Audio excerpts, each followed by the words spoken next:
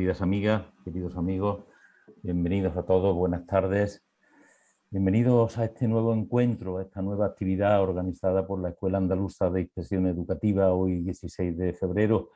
Para los que no me conocéis de otras actividades, soy José María Pérez, inspector de Educación de Sevilla, y me voy a encargar de coordinar, moderar esta actividad que esperamos todos los miembros de la Escuela Andaluza y de USIE que sea de vuestro interés. Voy a realizar una brevísima presentación del sentido de esta actividad y también de los dos invitados que tenemos con nosotros hoy, que nos acompañan. ¿Por qué os hemos convocado? Pues para abordar un tema que consideramos crucial para la educación, para los sistemas educativos. Yo diría que es el asunto por excelencia, las enseñanzas. ¿Qué y cómo enseñar? Como todo gran tema educativo de gran complejidad, máxime en una época que por los efectos de los avances, de la acumulación en el conocimiento, de la diversidad de los conocimientos, así como de las nuevas posibilidades que tenemos de acceder a los mismos a través de las webs, de Internet fundamentalmente, su selección nos aboca a un dilema. Un dilema, por otra parte, que no es nuevo. ¿Cuáles son las enseñanzas deseables y posibles? ¿Cuál debe ser su orientación, su enfoque? ¿Qué conocimientos deberían ser imprescindibles como consecuencia de la consolidación y vigencia que a lo largo de la historia han tenido?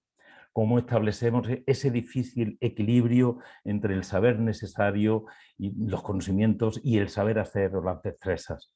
Un dilema propio y constante de los sistemas educativos, no es nuevo. Así lo expresó magníficamente Hannah Arendt en un texto de 1959 titulado La crisis de la educación. Una crisis, por tanto, que por otra parte podríamos considerar perpetua.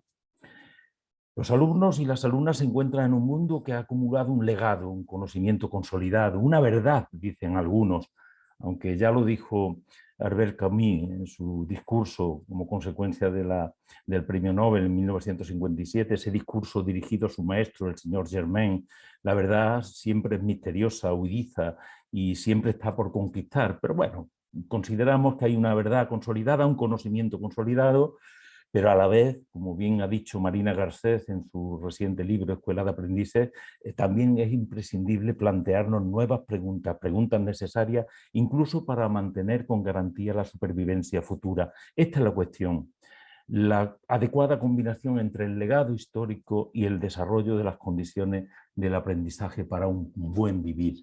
Y para abordar este tema, este dilema, de actualidad renovada, porque están pendientes, se están publicando y se van a publicar próximamente los reales decretos que desarrollan las enseñanzas de la nueva ley educativa, la LOMLOE, una nueva ley educativa en nuestro país. Por tanto, este dilema es de actualidad renovada, como he dicho. Para abordar este tema tenemos hoy a dos invitados, entendemos nosotros, de primer nivel por sus conocimientos, por su capacidad de aportar perspectivas diferentes y también por su trabajo en la práctica. Paso a presentarlos brevemente. Don Francisco Luna Arcos, Paco Luna Arcos, ya lo consideramos un amigo nuestro, licenciado en Filología por la Universidad de Deusto, profesor de secundaria, miembro e incluso director del Instituto Vasco de Evaluación e Investigación Educativa, del que fue director de 2009 a 2013, como he dicho anteriormente, vicepresidente del Consejo Escolar de Euskadi, lo fue también, y miembro del Consejo Rector del Instituto Nacional de Evaluación del Ministerio de Educación, integrante del Grupo de Investigación Universitaria ADJOVES sobre abandono escolar y corresponsal durante 20 años de Cuadernos de Pedagogía. Es miembro de la Comisión Permanente del Consejo Escolar y también integrante del Consejo Social de la Universidad del País Vasco. Ha formado parte, y por eso lo tenemos entre otros motivos con nosotros, del grupo de expertos nombrado por el Ministerio de Educación para la elaboración de la nueva propuesta de estructura y elementos del currículum. Y yo refiero de él un magnífico artículo que he tenido la ocasión de leer, un estudio, más que un artículo, un estudio titulado La educación en Euskadi, dilemas y retos, del 2020, en el que precisamente en la primera conclusión de ese estudio se dice que necesitamos debatir sobre un nuevo currículum. Para eso estamos aquí precisamente. Y nuestra segunda invitada, doña Guadalupe Jover Gómez Ferrer, Lupe, porque también la consideramos ya una amiga nuestra, profesora de educación secundaria, de lengua castellana y literatura, a lo largo de más de 30 años en diferentes institutos de Valencia y Madrid, Comunidad de Madrid. Es autora de la formación de Palabras en Español y Un Mundo por Leer, que recomendamos su lectura, Educación, Adolescentes y Literatura, que fue Premio Rosa Sensat de Pedagogía en 2007, y coautora de Hablar, Escuchar y Conversar, también de recomendable lectura. Nos interesa también porque es miembro del grupo Guadarrama, que ha publicado excelentes materiales didácticos sobre lengua y literatura, los dos campos de trabajo de nuestra invitada. Es colaboradora habitual y recomiendo la lectura de sus artículos en El Diario y en El País. En concreto, os refiero a un par de ellos o tres. ¿Y qué vamos a enseñar en secundaria? Ya se lo planteaba ella en 2006, nada menos. Prisioneros del libro de texto en 2019. Y por último, un título muy bonito, Educar en el contratiempo, de 2020. Bueno, pues estos son nuestros dos invitados. Les agradecemos su interés, su predisposición y el cariño con el que nos han tratado en estos prolegómenos, en estos días previos de preparación de esta webinar, y estamos encantados de contar con vosotros. Como siempre, como realizamos en nuestras webinar, ellos van a hablar sucesivamente, consecutivamente, en primer lugar Francisco, en segundo lugar Guadalupe, durante 25 minutos, media hora, y posteriormente pasaremos a debatir entre ellos y con nuestros participantes, que podrán ir introduciendo sus consideraciones, sus cuestiones, sus reflexiones en el chat, que iremos anotando y posteriormente las utilizaremos para el debate posterior. Sin más, termino esta presentación inicial y doy la palabra a Francisco Luna Arcos. Tú la tienes, Francisco.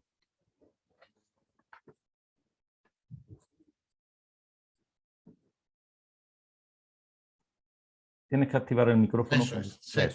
Hola, buenas tardes a todos y a todas. Es un placer haber conocido a José María con ocasión de este encuentro y espero que tengamos más ocasiones de poder compartir más cuestiones educativas. Bien. Lo que yo quiero plantear fundamentalmente con mi intervención, con esta media hora que voy a ocupar de vuestro tiempo, es responder a la siguiente pregunta. Si no hubiésemos tenido un cambio de ley, la LOMLOE en este caso, ¿hubiésemos tenido que cambiar el currículo?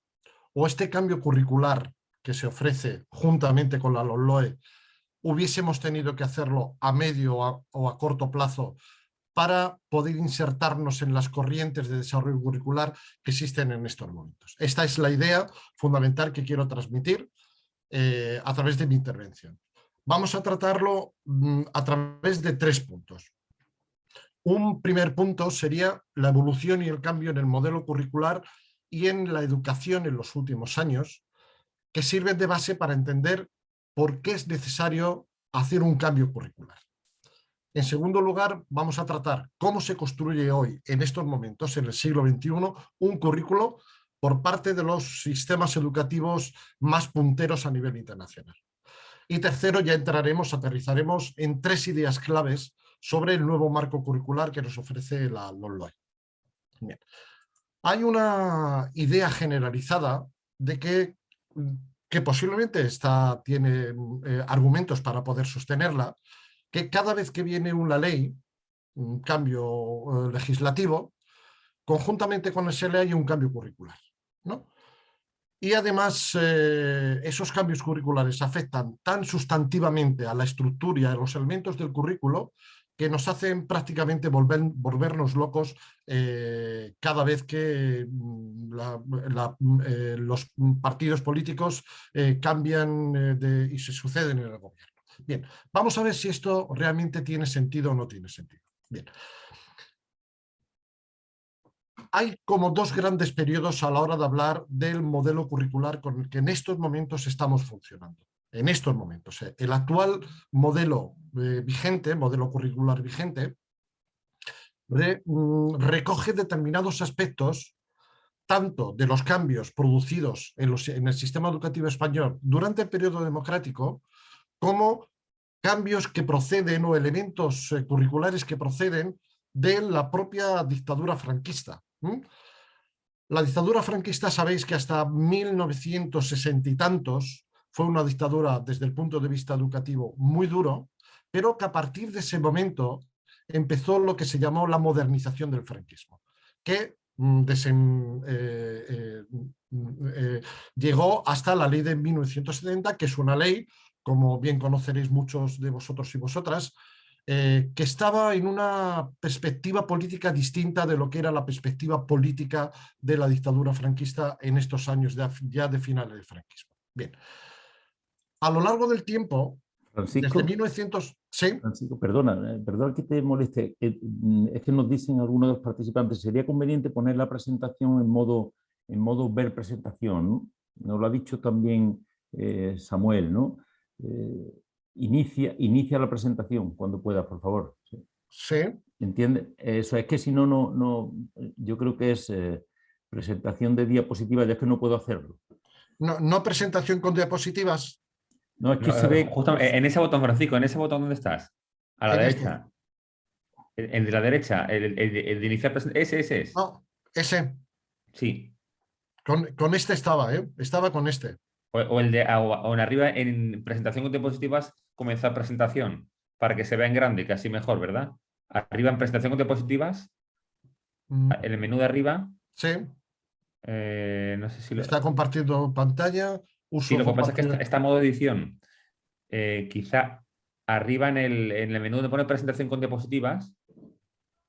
Arriba del menú, presentación con diapositivas. ¿Lo ves? Arriba. Sí, pero en el menú de Zoom. De PowerPoint. No, de PowerPoint. El de PowerPoint. Vale. Presentación con diapositivas. Sí. A la derecha. A la derecha, presentación con diapositivas. Sí, es que... Justamente en el menú de arriba, Francisco, a la izquierda, donde pone arriba, presentación con diapositiva. A la derecha, más a la derecha. Sigue a la derecha. Por ahí, sigue. Ahí. Vale. Desde el actual o como tú quieras. Desde el principio o desde el actual. Vale. Perfecto. Disculpas. Muchas gracias, Francisco. Disculpas. No, para nada, perfecto. Bien, entonces estábamos en la idea de que hay determinados elementos que estamos utilizando en estos momentos como elementos propios de nuestro currículo vigente que no proceden ni siquiera del periodo democrático. Ya en la ley del 70 y incluso en una ley, en la ley de 1965, aparecieron elementos curriculares que forman parte en estos momentos de lo que son los elementos propios de actuación en los centros. Por ejemplo, aparecieron las áreas, aparecieron las unidades didácticas, aparecieron los niveles mínimos de adquisición, los objetivos, la evaluación continua. Es decir, son elementos que forman parte de nuestra dinámica del proceso de enseñanza-aprendizaje que no proceden ni siquiera del periodo democrático.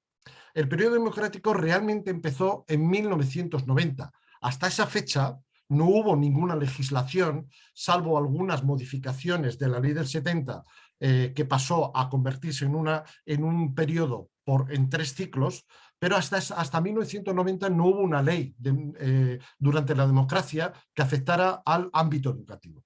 En 1989 apareció el Libro Blanco y a partir de 1990 se aprobó la LOCSE. La LOCSE es la ley que desde el punto de vista curricular más ha transformado la educación en nuestro país. En ese periodo, en ese momento, en 1990, apareció el modelo curricular vigente hasta la actualidad, que entiende que el currículum es el conjunto de objetivos, contenidos, criterios de evaluación y métodos de aprendizaje. Por lo tanto, ese modelo curricular es el modelo curricular que se ha mantenido en los últimos 30 años. Es el mismo. Lo vamos a ver, posteriormente han ido viniendo diferentes leyes. La LOCE en 2002, que realmente no se puso en marcha, la LOE en 2006, que en sentido estricto es la ley que se mantiene en la actualidad con modificaciones a través de la LONCE y a través de la LOE, pero realmente dan las dos leyes que han nacido ex novo dentro de nuestro sistema son la LOCSE y la LOE. El resto son modificaciones. Para que veáis con mayor claridad esto que estoy diciendo, en 1965 aparecieron 3 elementos que forman parte de nuestro vocabulario: las áreas, la unidad didáctica, la globalización. En 1970 apareció por primera vez en nuestro sistema la evaluación continua o, por ejemplo, los objetivos de etapa y de área. en 1981 ya aparecieron los ciclos, los 3 ciclos de la EGB, y hasta 1990 no aparecieron lo que se llaman los elementos del currículum que acabo de citar. Pero aparecieron en aquel momento la tipología de contenidos o los niveles de concreción, la distribución de competencias en la selección, en la configuración del currículum. En 2006 aparecieron... Francisco, perdona que te interrumpa. Sí. Mira, es que me da la sensación de que se está compartiendo el PowerPoint y lo estás viendo, pero nosotros estamos viendo en modo edición. A ver, ¿cómo lo hacemos? Si no, mira a ver si te da la opción de compartir el PowerPoint. Si no, si lo que hacemos es que yo lo comparto, mira, dale el segundo botón, Francisco, el segundo botón, ahí. A ver ahora. ¿Ahora? Vale, es que lo que estás viendo nosotros no lo vemos. Nosotros vemos la presentación en modo edición. Si no, hacemos una cosa, yo lo comparto y tú lo vas comentando, si te parece. Vale, perfecto, venga. Venga, un segundito para que todos lo podamos ver mejor. Vale. Si quieres, deja de compartir y lo comparto yo si te parece, ¿vale, Francisco? Vale, muy bien. Yo lo tengo aquí preparada. Vale. Un segundo. Vale, voy a compartir. Vale. Un segundo. Es que en otras ocasiones cuando he tenido que utilizarlo, lo he utilizado de esta manera. No ha habido en general ningún problema.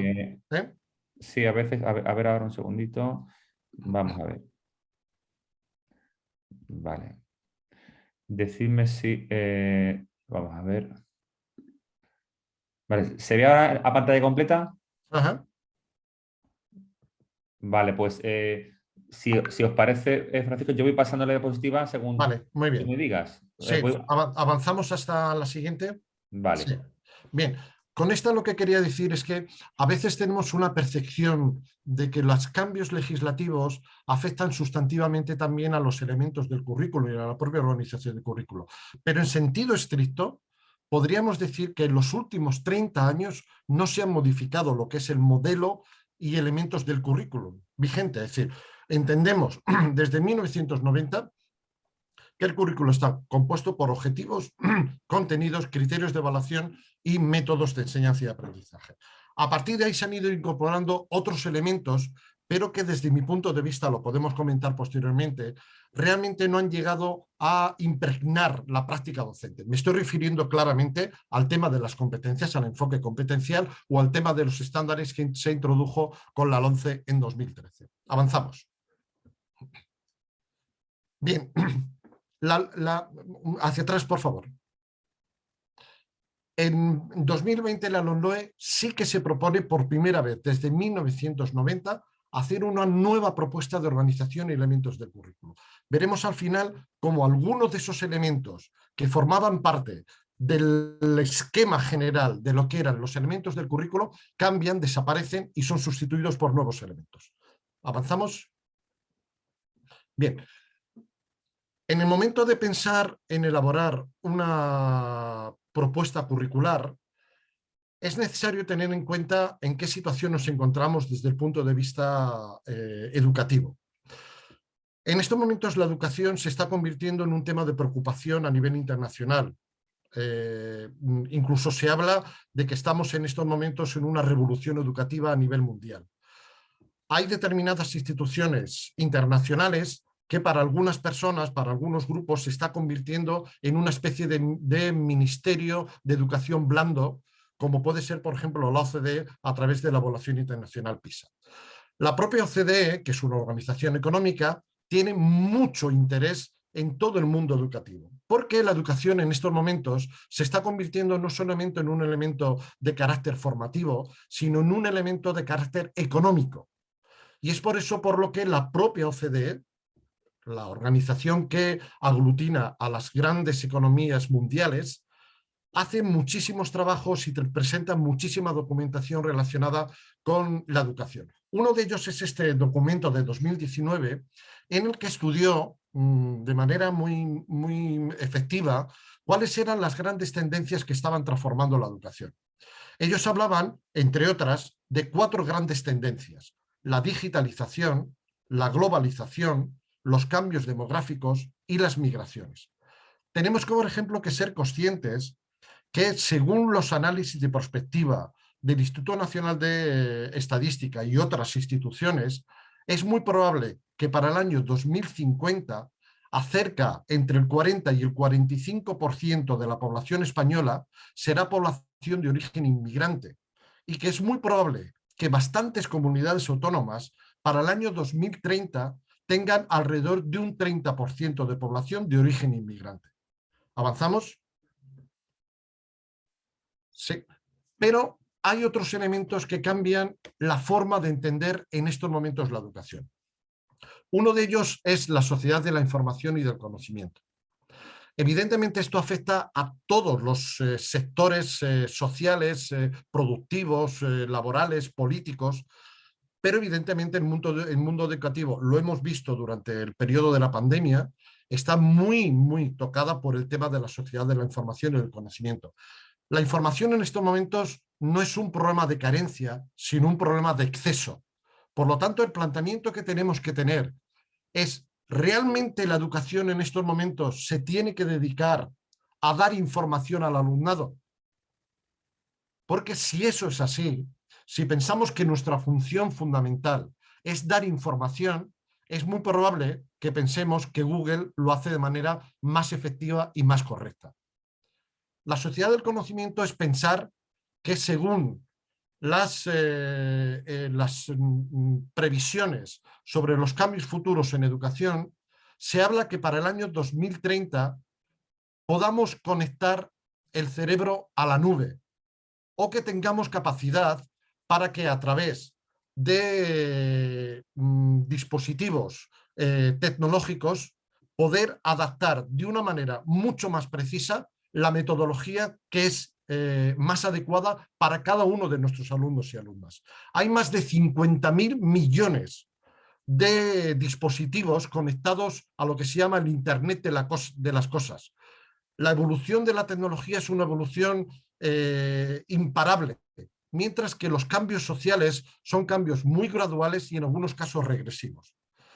Otro elemento: hay una nueva ecología del aprendizaje.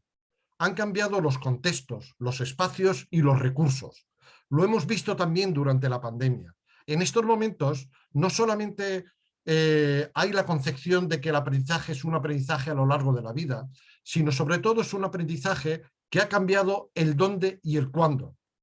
Un alumno cualquiera que esté en nuestros centros puede aprender y puede acceder al conocimiento de manera instantánea y además con unas formulaciones muy atractivas para la juventud.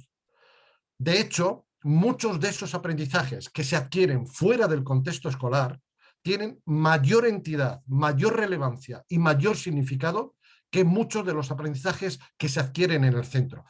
Y esta situación de desafección escolar no se da solamente con los alumnos que sacan malos resultados, sino también con aquellos alumnos que, adaptándose correctamente al sistema y obteniendo buenos resultados, sin embargo, no acaban de percibir cuál es la vinculación entre lo que les enseñamos en el centro y sus necesidades, sus intereses y su vocación futura.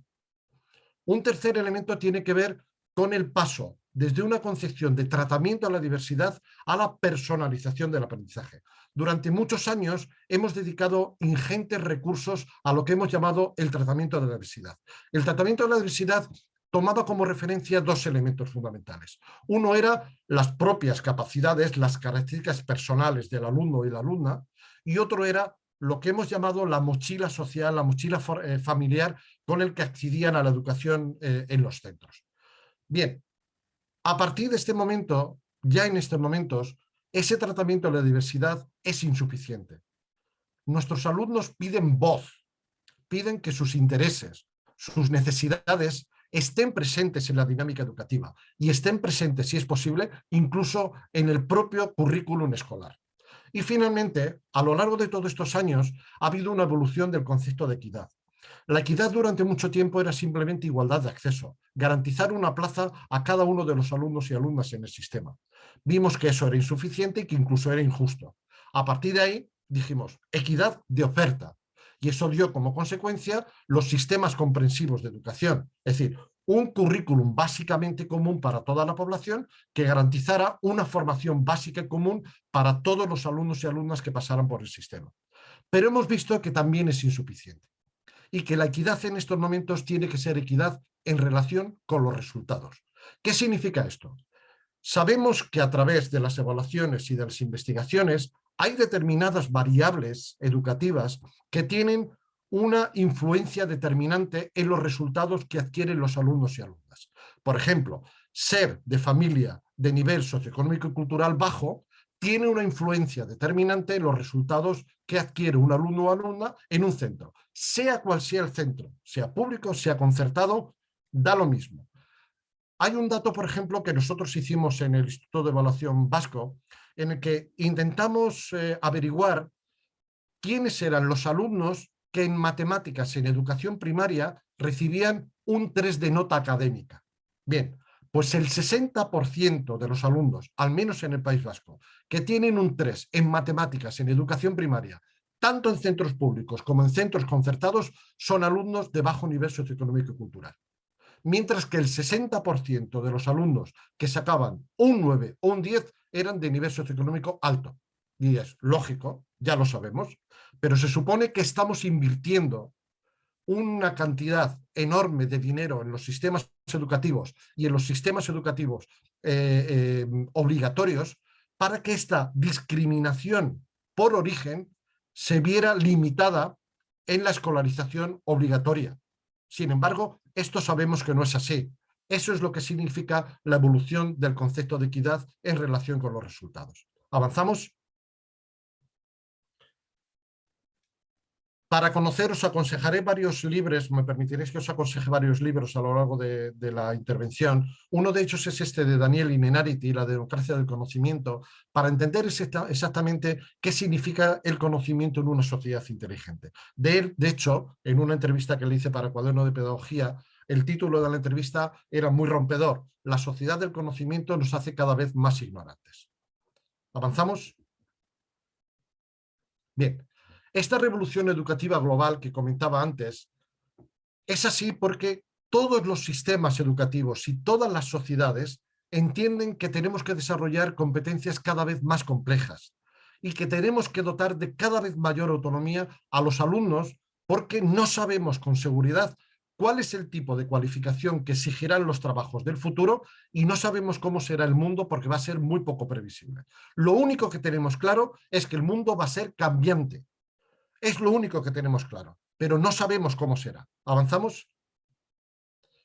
De hecho, el conocimiento y el aprendizaje se ha convertido en estos momentos en lo que se llama el petróleo de las sociedades.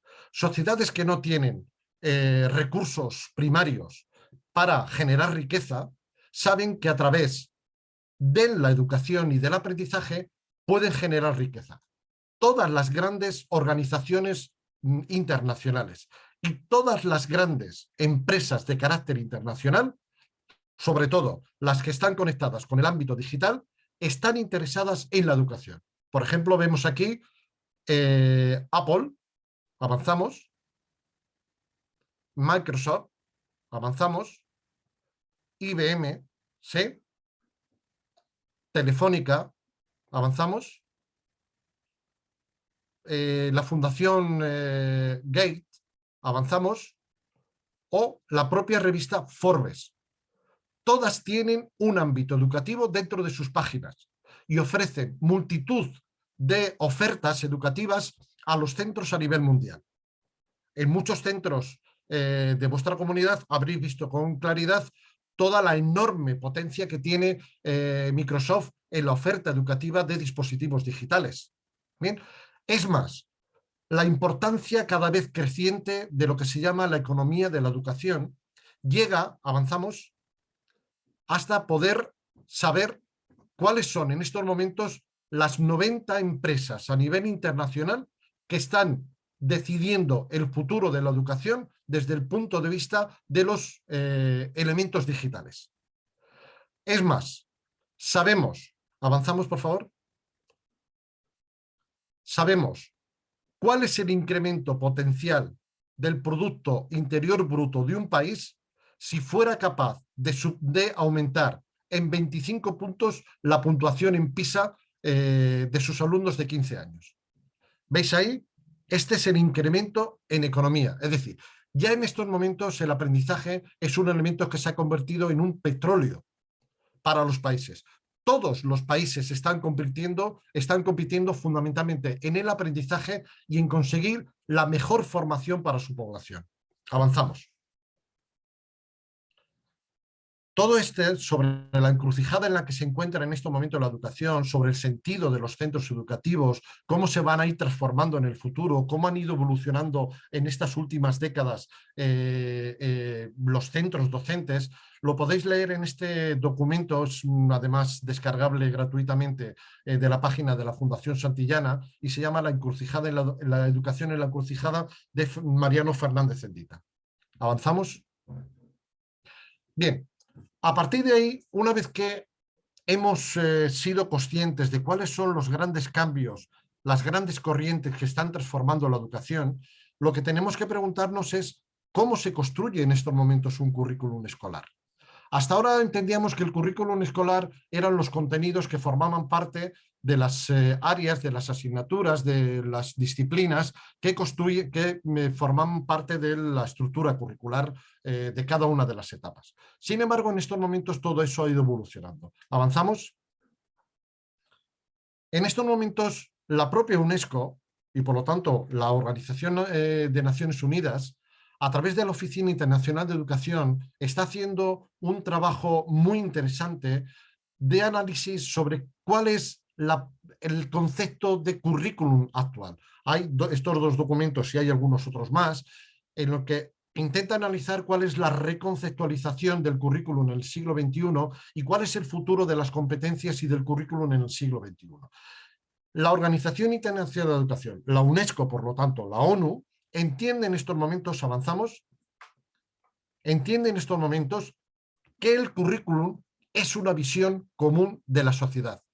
Ya no es solamente una cuestión que tiene que ver con los contenidos propios de las diferentes disciplinas, que también, sino cuál es la visión que tenemos del tipo de personas que queremos ayudar a desarrollar con el sistema educativo básicamente obligatorio, básico y obligatorio. Es decir, por lo tanto, la sociedad y su percepción de cuáles son las competencias que una persona necesitará en su futuro es un elemento integrante fundamental de la concepción curricular en estos momentos. Avanzamos. Para construir un currículum hay que responder a tres preguntas. La primera, ¿cuáles son las grandes finalidades del sistema? Es decir, ¿cuál es el tipo de sociedad y de persona que queremos construir, que queremos desarrollar con la educación? Segundo, una vez que tenemos definidos cuál es el tipo de persona, cuál es el tipo de componentes y capacidades que queremos ayudar a construir, tenemos que decidir para conseguir ese desarrollo cuál es el tipo de estructura que tenemos que tener. ¿Cómo pensamos que se aprende, se enseña y se evalúa? Y tercero, ¿cuáles son las mejores maneras que conocemos para enseñar, aprender y evaluar mejor? Esas son las tres grandes preguntas de todo sistema educativo. Normalmente, hasta ahora, nuestro sistema educativo lo que ha tenido es estructura curricular con unos objetivos de etapa y unas orientaciones de carácter no prescriptivo, pero no ha tenido nunca unas finalidades suficientemente marcadas que identificaran cuáles son el tipo de personas y el tipo de sociedad que queremos construir con la educación. Bien, estas finalidades dependen de un acuerdo social, un acuerdo político. De alguna manera, los cambios legislativos deberían limitarse a este tema, al tema de las finalidades del sistema. ¿Para qué una sociedad quiere la educación obligatoria? Pero el resto de los elementos, ¿le damos? El resto de los elementos dependen del acuerdo educativo profesional. En muchos sistemas educativos a nivel internacional, la estructura curricular no viene marcada por la ley de educación, viene marcada por las modificaciones que de manera permanente o cíclica en algunos casos los propios sistemas educativos ponen en marcha para poder actualizar los currículos y las formas de aprender y de enseñar. Vamos a ver en estos momentos cómo se desarrollan, cómo se completan estas tres preguntas. ¿Qué finalidades queremos para el sistema? ¿Qué estructura queremos para el sistema? ¿Y cuáles son las formas mejores para enseñar y aprender? Bien, las finalidades se definen curricularmente a través de dos tipos de metodología. O bien a través de las competencias, o bien a través de lo que se llama retos, temas, desafíos de la sociedad del siglo XXI. Las competencias, avanzamos. Las competencias normalmente en muchos sistemas educativos que han seleccionado esta forma, esta vía para responder a la finalidad del sistema, han llegado a lo que se ha denominado perfil de salida. Bien, por ejemplo, vamos a ver, avanzamos, cómo la OCDE, en relación con las competencias, tiene todo un programa muy potente en el que están implicados muchos países a nivel internacional, que es el futuro de la educación y de las competencias o de las habilidades 2030. Avanzamos, pero no solamente es la OCDE, son, por ejemplo, muchos estudiosos de lo que es en estos momentos los cambios sociales de la humanidad. Conoceréis posiblemente a Hariri, Yuval Noah Hariri, el autor del Homo Sapiens y de Homo Deus, que tiene un libro muy interesante que se titula 21 lecciones para el siglo XXI. Y nos dice, la humanidad se enfrenta a revoluciones sin precedentes. Todos nuestros relatos antiguos se desmoronan y hasta el momento no ha surgido ningún relato nuevo para sustituirlos. ¿Cómo prepararnos y cómo preparar a nuestros hijos para un mundo de transformaciones sin precedentes y de incertidumbres radicales? Y la respuesta que da, ¿sí?, es que hay que enseñar lo que él llama las 4 Cs, como elementos claves de competencias: el pensamiento crítico, la comunicación, la colaboración y la creatividad. ¿De dónde le vienen estas 4 Cs a Hariri en su libro de 21 lecciones? Avanzamos. De un documento que publicó la Asociación de Profesores de Estados Unidos, la NEA, en la que hay una previsión de que estas 4 competencias básicas son las competencias del futuro. Pero como estas, avanzamos, hay muchos otros listados de competencias. Avanzamos, por favor. Por ejemplo, estas competencias, a ver si sois capaces de identificar cuál fue la organización que lo propuso. Las ponemos, avanzamos. Las competencias básicas del siglo XXI, según esta organización, son atención, concentración, gestión y conciencia, inteligencia emocional, alfabetización digital, creatividad, mentalidad ecológica, habilidades interculturales y habilidades de autoaprendizaje. Es difícil no estar de acuerdo con estas competencias. Bien, estas propuestas de competencias para el siglo XXI salen de un documento en el que participaron miles de investigadores, que es el Atlas de Empleos Emergentes. Es decir, hay cada vez una mayor cercanía entre lo que se entiende, lo que se ha venido a llamar la industria 4.0, las necesidades formativas de los trabajadores del futuro, y lo que en estos momentos entendemos que tienen que ser las competencias claves o competencias básicas en educación. Ya los perfiles profesionales se dan en la formación profesional o se dan en el propio centro del trabajo, pero las propias empresas en estos momentos están concienciadas que este tipo de competencias son las competencias necesarias para las personas en general y para los trabajadores en las próximas décadas. ¿Avanzamos? Por ejemplo, tenemos las competencias claves de la Unión Europea, tanto las de 2006 que aparecieron ya en la LOE como un anexo, como las competencias de febrero de 2018, que es la última actualización que ha hecho la Unión Europea sobre el término de competencias claves. Bien, una forma, por lo tanto, avanzamos, una forma, por lo tanto, de cubrir las finalidades es lo que se ha llamado hacerlo a través de seleccionar un listado de competencias. Pero otra forma es hacerlo a través de lo que se llaman los temas, desafíos, los grandes retos de la sociedad contemporánea del siglo XXI. Por ejemplo, ahí tenemos los objetivos de desarrollo sostenible o las propuestas de temas, tendencias de la Oficina Internacional de la Educación de la UNESCO. ¿Vemos algunos? ¿Avanzamos? ¿Sí? Avanzamos. Por ejemplo, tenemos los Objetivos de Desarrollo Sostenible 2030, que han firmado prácticamente todos los países a nivel mundial. Lo importante desde este punto, avanzamos, es que hay un objetivo específico relacionado con la educación y no solamente hay un objetivo de carácter general, sino que hay un documento, avanzamos por favor, en el que nos indican cuáles son los objetivos específicos de aprendizaje ligados con los objetivos de desarrollo sostenible 2030. Y ahí, por ejemplo, nos dicen cuáles son los grandes temas que tienen que estar presentes en la formación del alumnado para que esté suficientemente preparado para enfrentarse a los retos del siglo XXI.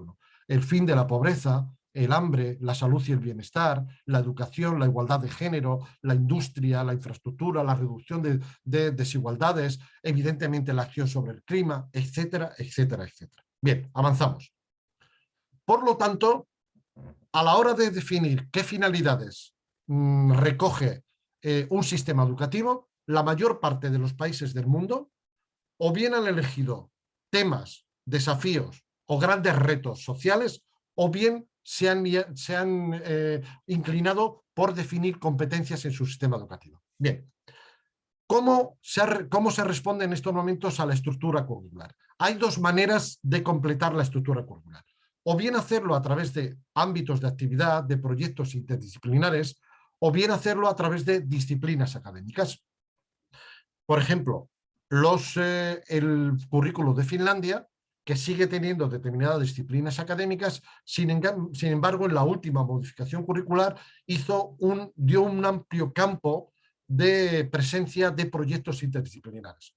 En la mayor parte de los sistemas a nivel internacional que han modificado su currículo en los últimos años, lo que han hecho ha sido un tratamiento mezclado de todas estas cosas. Es decir, que a la hora de definir sus finalidades han tenido en cuenta los desafíos del siglo XXI junto con las competencias claves. Y en la estructura curricular han dado un campo específico a proyectos disciplinares, han creado un campo más amplio a disposición de los centros, pero también han seguido manteniendo las disciplinas académicas. Vamos a ver algunos ejemplos.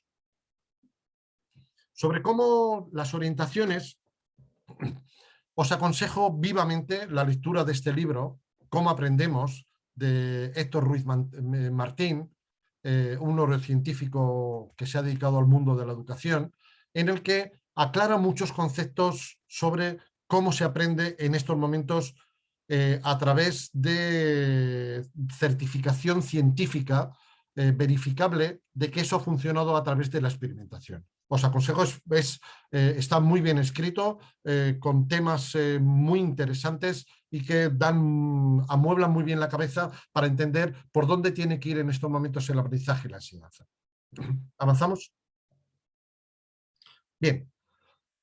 En los últimos 7 años se han hecho más de 450 reformas en 33 países. Bien, entre estas 450 reformas, ¿avanzamos? Se han hecho múltiples reformas curriculares a nivel mundial. Por ejemplo, se han hecho reformas curriculares en Australia, en Irlanda, en el Reino Unido, en Suecia, Finlandia, Francia, Japón, Italia, Noruega, Nueva Zelanda, México, Alberta, etcétera, Gales, etcétera, etcétera. Bien, vamos a ver algunas de estas reformas para ver cómo han respondido a estas preguntas. ¿Qué son las grandes finalidades del sistema? ¿Y cuál es la estructura curricular con la que vamos a funcionar en los centros? Este es el currículum de Gales. ¿Avanzamos? Podéis encontrar toda la información en la página del Ministerio de Educación de Gales. ¿Avanzamos? Bien. El currículum de Gales está estructurado de la siguiente manera. Se plantea 4 grandes propósitos en el desarrollo de los alumnos: estudiantes ambiciosos y capaces, personas emprendedoras, etcétera, etcétera. Selecciona una serie de competencias básicas, 3 cross-curricular, competencias transversales, y 4 macrohabilidades, creatividad, pensamiento crítico, resolución de problemas, etcétera, etcétera. Y todo esto se estructura curricularmente a través de 6 grandes áreas de aprendizaje y experiencia. Bien, veamos otro currículo. ¿Avanzamos? Este es el currículum de Quebec. ¿Sí? ¿Avanzamos? El currículum de Quebec plantea 5 grandes amplias de expectativas sociales como resultado del proceso educativo: salud y bienestar, planificación, conciencia ambiental, etcétera, etcétera. 9 competencias transversales y plantea una serie de competencias específicas en cada una de las áreas curriculares. Y la estructura curricular se organiza a través de 5 grandes ámbitos curriculares. Vamos a ver otro currículo. Escocia. Se llama Curriculum Forestry. ¿Avanzamos? En Escocia plantean 4 grandes capacidades: que los estudiantes se desarrollen como personas seguras, aprendices exitosos, ciudadanos responsables e, importante, contribuyentes efectivos. No sé si nosotros seríamos capaces de poner... No, por favor, para atrás un poquito. Bien, estas 4 grandes que ellos llaman capacidades se organizan a través de las competencias básicas. 3 competencias comunes y una serie de competencias específicas ligadas a las áreas curriculares. Y luego 8 grandes áreas de aprendizaje. ¿Avanzamos? Lo mismo podríamos decir del currículum de Australia. ¿Avanzamos? De Alberta en Canadá. ¿Avanzamos? De Singapur. ¿Avanzamos? ¿O el currículum de España? Es una pregunta. Esta es la página web del Ministerio de Educación en la que aparece toda la documentación en estos momentos, que está en fase de tramitación. Ya el Real Decreto de Enseñanzas Mínimas está ya en el boletín, por lo tanto faltan educación primaria, secundaria y bachillerato. Bien, vamos a ver, siguiendo este esquema, cuál es el esquema de la nueva propuesta de organización y elementos del currículum en España. ¿Avanzamos? ¿Sí? El nuevo... No, por favor, para atrás. La nueva propuesta curricular define un perfil de salida. El perfil de salida está unido las competencias claves con los retos y desafíos del siglo XXI. Y tiene una serie de descriptores. Es un documento que tiene que ver con una especie de acuerdo social por la educación. A partir de ahí plantea 8 competencias, las 8 competencias de la Unión Europea, y una serie de competencias específicas de áreas y materias curriculares. Y, por ejemplo, en educación primaria plantea 6 áreas curriculares. ¿Sí? Para entender en estos momentos cómo se construye la calidad en los sistemas educativos del siglo XXI, este documento de primera clase elaborado por el que es el director de la evaluación internacional PISA, el creador de la evaluación PISA, Andreas Schneider, lo podéis descargar gratuitamente también de la Fundación Santillana. Es muy interesante porque plantea qué sistemas educativos funcionan en estos momentos y cuáles son las características de ese sistema educativo. Avanzamos.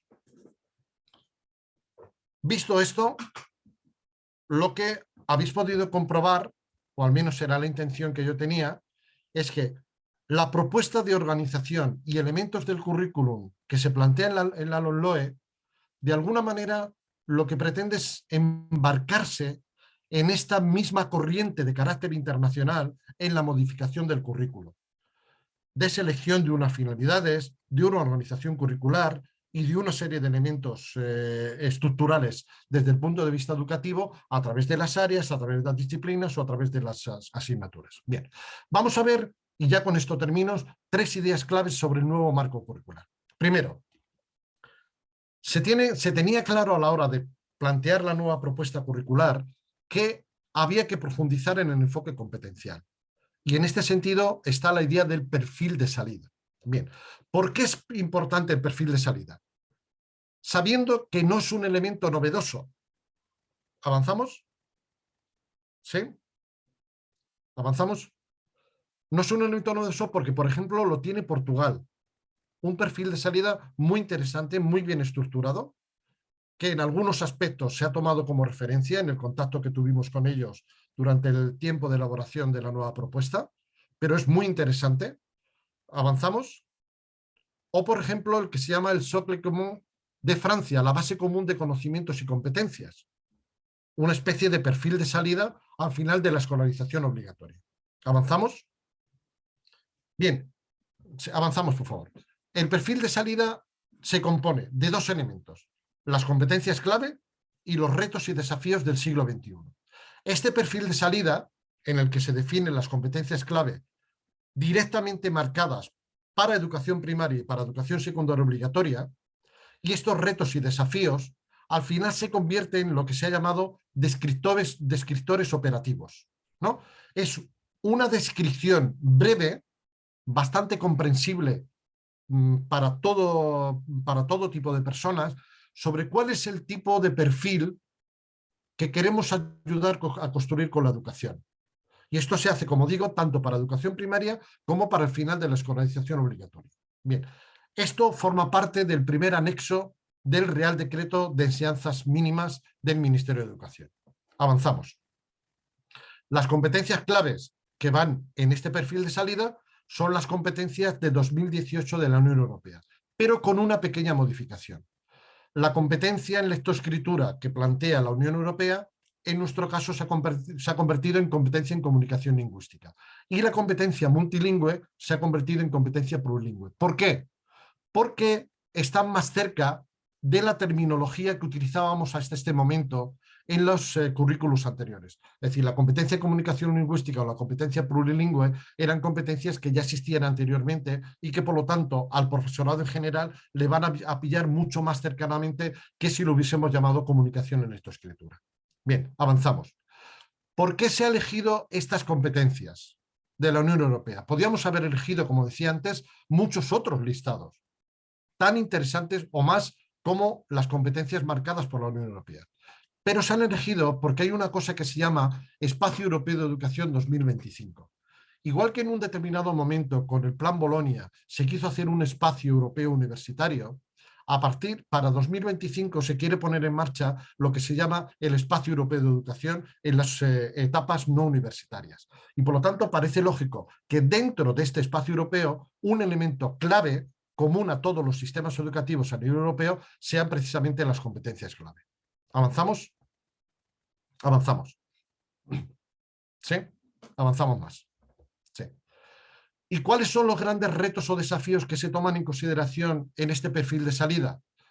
Pues aspectos tan claros como el consumo responsable, el compromiso ante situaciones de inequidad, la resolución pacífica de conflictos, la aceptación de que vivimos en un mundo lleno de incertidumbre, el aprovechamiento de la cultura digital, la valoración de la diversidad, es decir, esos grandes desafíos a los que nos enfrentamos en estos momentos a nivel mundial, porque ya los problemas no son problemas que están ligados a un determinado contexto geográfico, sino que muchos de estos problemas son problemas a nivel mundial y global. ¿Avanzamos? Este es el documento que ha servido de base posteriormente para el anexo del Real Decreto de Mínimos. Es el perfil de salida. No me extiendo más en el perfil de salida porque posteriormente Lupe va a tratar algo más este tema. Segunda clave, la convicción de que el enfoque competencial es incompatible con un currículum sobrecargado. Una de las conclusiones a las que llega ese libro que os he aconsejado antes del director de PISA, primera clase, es que aquellos sistemas educativos eficaces, con buenos resultados a nivel internacional, tienen, entre otras, una característica clave. Es la confianza plena en su profesorado. ¿Qué significa la confianza plena? Saber o ser conscientes que el profesorado es un sector profesional, que sabe de su trabajo, que tiene conciencia de qué son, de cuál es su trabajo. Y por lo tanto, aquellos sistemas a nivel internacional con buenos resultados en PISA y que además aprecian a su profesorado, tienen en cuenta a su profesorado, normalmente hacen propuestas curriculares cortas. Si tú desconfías de tus profesores, lo que hacen normalmente es marcar un currículum sobrecargado, en el que se le indica todo, por si acaso se le olvida algo, o incluso en el que hay una cierta desconfianza ética a ver lo que cuenta y a ver lo que da en clase. Entonces, este tema de los aprendizajes esenciales es un elemento de confianza profesional, pero además es un elemento necesario en estos momentos, porque vivimos prácticamente en un sistema educativo bulímico, en el que los alumnos tragan un montón de información que devuelven en un examen y olvidan al día siguiente. Entonces, la idea del aprendizaje esencial es que sean aprendizajes imprescindibles. Avanzamos, sí, por favor. Imprescindibles. Porque es algo de lo que venimos hablando desde hace mucho tiempo. Los alumnos no asimilan bien, no tenemos tiempo suficiente para impartir la enorme cantidad de conocimientos. El currículum de Finlandia es un currículum muy breve, puede ocupar 30 o 40 páginas. El currículum del País Vasco, como consecuencia de la LOMCE, para educación primaria y secundaria, tenía 1000 páginas. Lógicamente, es imposible que un profesor con listados exhaustivos se dedique a hacer un aprendizaje profundo de esos contenidos. No hay tiempo. Y sobre todo es una disculpa para no hacer determinados cambios y determinadas innovaciones. Pero es que además este tema de reducir los aprendizajes no es simplemente una cuestión de locos. ¿Avanzamos? Sí. Es una cuestión, por ejemplo, que lo hacen en Finlandia, que en el nuevo currículum han reducido de manera sustantiva sus contenidos. Pero es también, por ejemplo, avanzamos, es algo que hacen en Japón, que en la última reformulación curricular redujo un 30% los contenidos, o en Singapur, que redujo en un 33% los contenidos. Singapur y Japón son de los países en la evaluación PISA con mejores resultados a nivel mundial. Es decir, no es una cuestión de falta de criterio o de pensar que los contenidos no son importantes. Las competencias sin contenidos no se pueden trabajar. Desterrado, por lo tanto, el conflicto entre contenidos y competencias. Una competencia sin contenidos no es posible llevarla a cabo. Pero hay que seleccionar qué contenidos son los importantes para desarrollar las competencias. Son los imprescindibles, aquellos que no pueden carecer, no puede perder un alumno. Y tercera y última, la profundización en la autonomía curricular de los centros docentes. Si pensamos que la personalización del aprendizaje debe ser un enfoque en la dinámica educativa de los centros, que vaya ganando terreno. Por lo tanto, supone mayor flexibilidad, mayor posibilidad de enfocar el currículum de diferentes maneras y con diferentes itinerarios, etcétera, etcétera. Esto es necesario que tenga en cuenta un refuerzo de la autonomía del centro. Los centros, conjuntamente con sus equipos docentes, tienen que perfilar cuál es realmente el contenido imprescindible para su alumnado, porque ellos conocen su situación, sus necesidades. Si no tenemos suficiente autonomía para los centros, todo el resto del modelo que os estoy explicando realmente se cae. Confiamos, no sé lo que estará pasando en Andalucía, sí sé lo que está pasando en el País Vasco, que las comunidades autónomas en su desarrollo curricular específico no tengan la ambición de cubrir de contenidos hasta la exhaustividad los nuevos currículum que se marque con la LOMLOE. Al menos en el caso del País Vasco hay un esfuerzo muy grande porque el Real Decreto de Mínimos sea el decreto de referencia para el currículum del País Vasco. Finalmente, no hay ningún currículum que no sea perfectible. Todos los currículums se pueden mejorar. Lo importante es que se tengan dispositivos ágiles, eficaces, para poder ir respondiendo conforme van cambiando las necesidades sociales a la modificación del currículum. Pero no podemos seguir permitiendo que el currículum escolar sea un cachivache que se cambia permanentemente cada vez que hay un cambio legislativo. Segundo, no sabemos cuál es el mundo que le dejaremos a nuestros jóvenes. Depende de los positivos, los optimistas o pesimistas que seamos. Pero no nos podemos permitir no saber cuál es el tipo de persona que queremos ayudar a construir con la educación. No nos los podemos permitir. Y tercero y último, según han estudiado algunos especialistas cómo se mueven los bancos de peces, por lo visto, para que un banco de peces cambie de dirección, es necesario que alrededor de un 30% de los peces cambien de dirección. Una vez que cambie el 30%, se modifica todo el sistema. Necesitamos ese 30% en el sistema, de centros potentes, centros innovadores, centros que echen para adelante y sirvan como mancha de aceite para el resto. Muchas gracias.